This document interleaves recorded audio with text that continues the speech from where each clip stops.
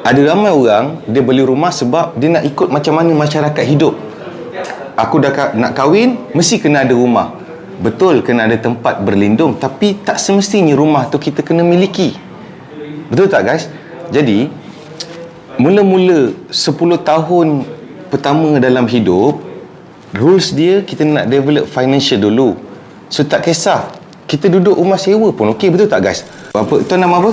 Saya Khairul Aziz. Khairul Aziz. So sekarang ni bila 3 bulan tuan dah buat, belum capai KPI lah, sale? Belum, tak pernah. So basic je lah. Okay.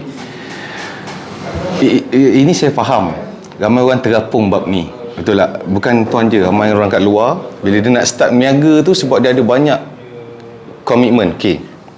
Yang pertama sekali, saya nak share kat semua kat sini sebelum saya jawab soalan tuan. Tapi tuan dah terbuat, tak apalah. Okay guys, mak bapak kita akan advise kita suruh beli rumah.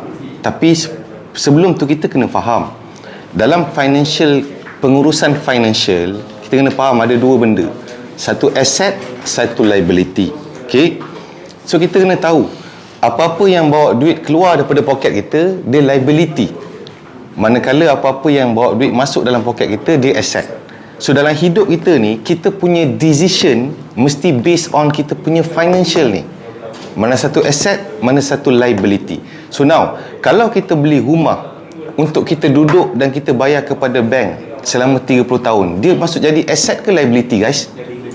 Liability, betul. So kalau kita punya asset lebih kurang daripada liability, maksudnya kita akan negative cash flow. Jadi persoalan dia sekarang ni, untuk apa kita beli rumah? Kan? Ada ramai orang dia beli rumah sebab dia nak ikut macam mana masyarakat hidup. Aku dah nak kahwin, mesti kena ada rumah. Betul, kena ada tempat berlindung, tapi tak semestinya rumah tu kita kena miliki. Betul tak guys?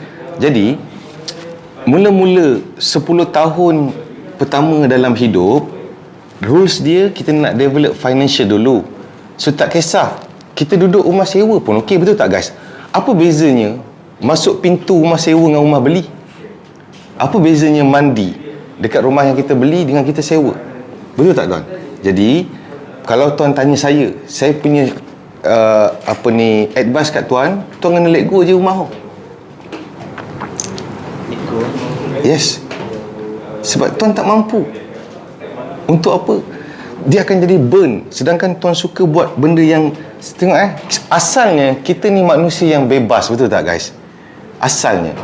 Lalu kita buat sesuatu keputusan membuatkan kita ni jadi hidup kita dah jadi tak bebas. Kita terkekang dengan benda-benda macam ni. So kita kena cut loss benda-benda ni supaya kita boleh start fresh.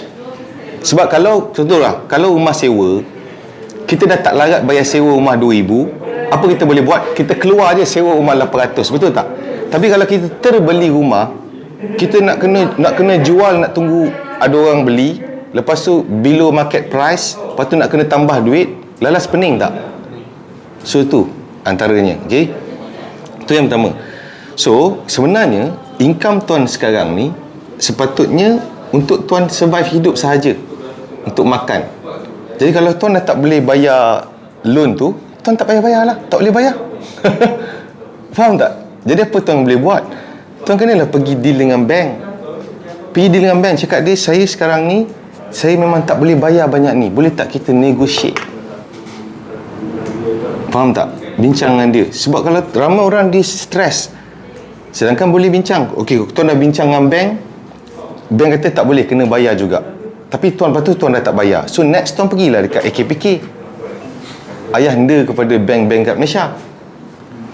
Faham tak? Jadi yang penting tuan masih boleh teruskan hidup, buat benda yang tuan suka. Dan bila kita katakanlah start loan tu semua, adakah dia akan selama-lamanya sehingga tiupan sangkakala? Tak. So bila kita dah dapat momentum, kan, kita kata kita dah deal dengan AKPK, sebulan saya boleh bayar 200 je. Jadi tuan stres tak? Tak stres.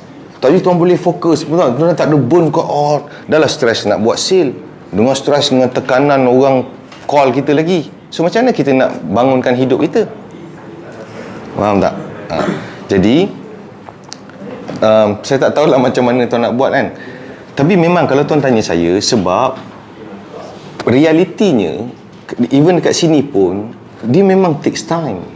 Kan kita nak hit, nak capai, nak dapat momentum tu memang takes time. So maksudnya bila tuan, jadi tuan suka benda ni, tapi disebabkan kekangan tadi tuan terpaksa berhenti, tuan kerja apa yang tuan tak minat semata-mata untuk bayar benda yang tuan dah beli. Jadi hidup tuan ni buat benda yang tuan tak suka setiap hari. Akhirnya jiwa kita hilang, dik. Itu bila kita buat kerja yang kita tak minat, tak suka, kita sekadar buat je. Akhirnya impak tu akan jadi kat organisasi tu, dekat orang yang ada dalam tu. So tu